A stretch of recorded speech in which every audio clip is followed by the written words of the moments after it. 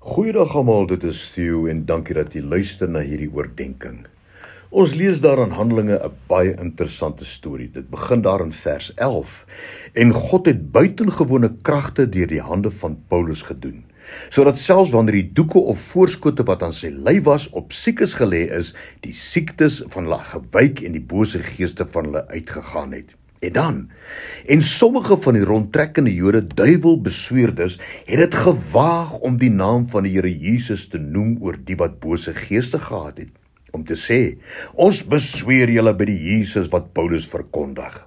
En dan lees ons daar in vers 14 van die 7 seuns van Skefa, die seuns van die Joodse owerpriester wat dit probeer doen het, wat in hierdie naam van Paulus Jesus genoem het, en duiwel uit te dryf. En hoor wat gebeur daar in Handelinge 19 vers 15, wat die bose gees met hulle praat en sê, Jesus ken ek, en van Paulus weet ek, maar julle, wie is julle?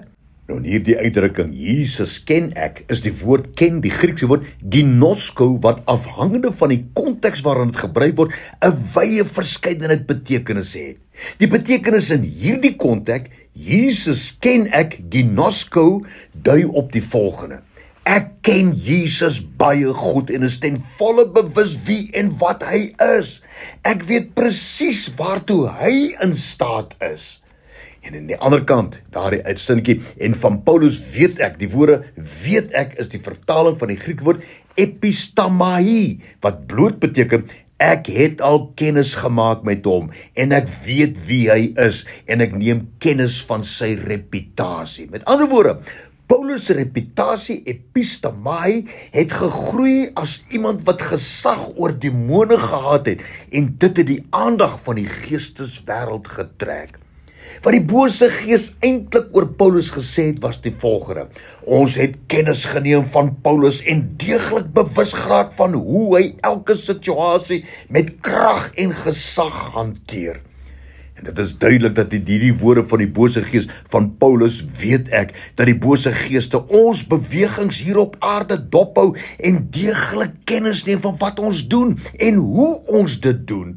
Ons aksies en reaksies, ons optrede in elke omstandigheid. En ons lees in hierdie opsig, toe die bose gees die 7 seuns van Skefa 'n interessante vraag vra. Maar julle, wie is julle? Wat die bose gees eintlik vir hulle gesê het is, ek het geen idee wie jy is nie. Ek ervaar geen gesag in julle nie. Julle is nie van Jesus of van Paulus nie. Watter reg of gesag het julle om so met my te wil praat? Wow! As kinders van die Here het ons nodig dat ons moet weet watter beskrywing pas by ons. Ons het kennis geneem van jou en is deeglik bewus van hoe jy elke situasie met krag en gesag hanteer, of ons het geen idee wie jy is nie. Ons weet eintlik niks van jou nie. Ons erken jou of jou gesag glad nie.